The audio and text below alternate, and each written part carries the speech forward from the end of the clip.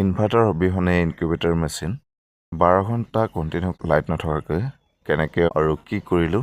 12 ঘণ্টা লেঠাৰিকৈ কাৰেণ্ট নাছিলে। আজি কেইদিনমানৰ আগত বতাহ ধুমুহা দিয়াত ৰাতি 10:30 পৰা ৰাতিপুৱা 11টা বজালৈকে কণ্টিনিউ 12 ঘণ্টামান কাৰেণ্ট নাছিলে।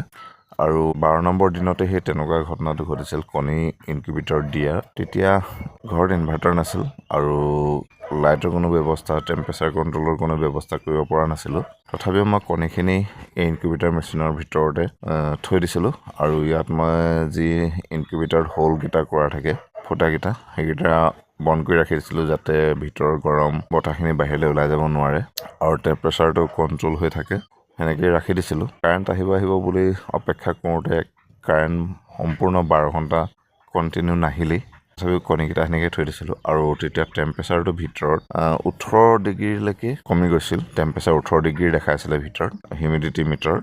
তাৰপিছত 12 ঘণ্টাৰ পিছত যেতিয়া লাইট আহিল, কণীখিনি আকৌ তেনেকৈ মই ইনকিউবেটৰ মেচিনটো চলাই দিলোঁ। তেনেকৈ চলি থাকিল। কিন্তু এটা মনত সন্দেহ হৈছিল যে 12 নম্বৰ দিনাখন ইমান দেৰিলৈকে যেতিয়া 12 ঘণ্টা কণ্টিনিউ লাইট নাছিল, কণীখিনি সম্পূৰ্ণ নষ্ট হৈ গৈছে কিজান। কিন্তু তথাপিও মই ৰাখি দিলোঁ যি হ'ব বুলি। কিন্তু যেতিয়া 20 নম্বৰ দিনাখন দেখিছোঁ, আজি 20 নম্বৰ দিন, ইয়াত কণীৰ পৰা বহুতো পোৱালি ওলাইছে। প্ৰায় 70টা কণী দিছিলোঁ। তাৰ ভিতৰত 4টা কণী বেয়া হৈ গৈছিল।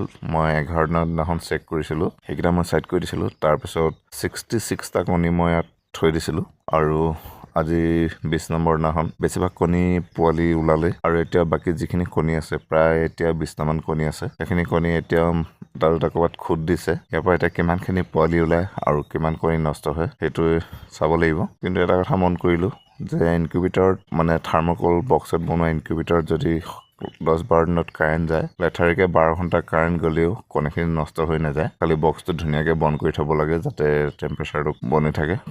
আজি 21 নম্বৰ দিন। এতিয়া ইনকিউবেটৰটোত চাওঁ। ইয়াত প্ৰায় 20টা কণী আছিলে। তাৰ ভিতৰত বেছিভাগ কণী পোৱালি ওলাই গৈছিলে। মাত্ৰ ইয়াত 5টা কণী টোটেল মোৰ পোৱালি নোলালে। প্ৰায় 61টা পোৱালি ওলাই গ'ল। 5টা কণী মোৰ বেয়া হ'ল। এইকেইটা ভাল কণী আছিলে, যিহেতু ইয়াত পোৱালিৰ হ'বলৈ গৈছিলে, কিন্তু কিবা কাৰণবশত বেয়া হ'ল। আৰু এতিয়া পোৱালিবোৰ ইয়াত প্ৰায় কিছুমান পোৱালি ইয়াত এতিয়া 24 ঘণ্টা হৈ গ'ল ইনকিউবেটৰৰ ভিতৰতে। আৰু পোৱালিবোৰ পূৰা টচবজীয়া হৈ উঠিছে আৰু খুব ধুনীয়া পোৱালি আহিছে। আৰু বাহিৰৰ পৰা পোৱালি আনিলে বা হেচাৰীৰ পৰা আনিলে বা বাহিৰৰ পৰা এতিয়া পোৱালি আনো, পোৱালিৰ কোৱালিটি ইমান ভাল নাহে। কিছুমান পোৱালি সৰু, কিছুমান দুৰ্বল, কিছুমান বেমাৰী, এনেকুৱা পোৱালি আহে। আহোঁতে বহুতো পোৱালি মৰ্টেলিটি হৈ যায়। কিন্তু এতিয়া ঘৰতে ওলোৱা পোৱালিৰ কোৱালিটি চাওক কি ধুনীয়া। আৰু এই কণীখিনি মোৰ নিজৰ ঘৰৰে আছিলে। ঘৰত মই মুৰ্গী ৰাখি দিছিলোঁ, ডাঙৰ মুৰ্গী প্ৰায় 25জনী। কণ্টিনিউ কণী পাৰি আছিলে সিহঁতে। ডেইলি 5টা-6টাকৈ কণী পাওঁ আৰু কণ্টিনিউ পাই আছোঁ। আজি প্ৰায় 1.5-2 মাহমান হৈ গ'ল কণ্টিনিউ কণী পাই আছোঁ। তাৰে কণী দিছিলোঁ আৰু পোৱালিৰ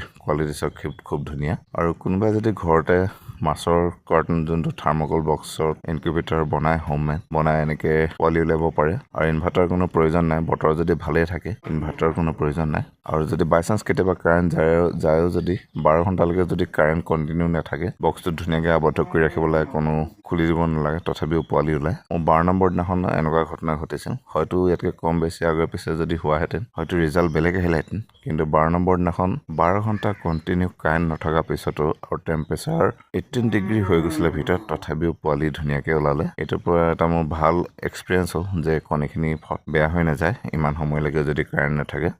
ইয়াতকৈ বেছি সময় থাকিলে হয়তো বেয়া হৈ যাব পাৰে। এইটো এটা আপডেট। আৰু মই যিবিলাক নিজে ভুগি বা অভিজ্ঞতা কৰি যিবিলাক পাওঁ, সেইবিলাকে মই শ্বেয়াৰ কৰোঁ এই ভিডিঅ' আকাৰে, যাতে অন্য বাকীসকলৰ যাতে সুবিধা হয়। মোৰ অভিজ্ঞতাবিলাক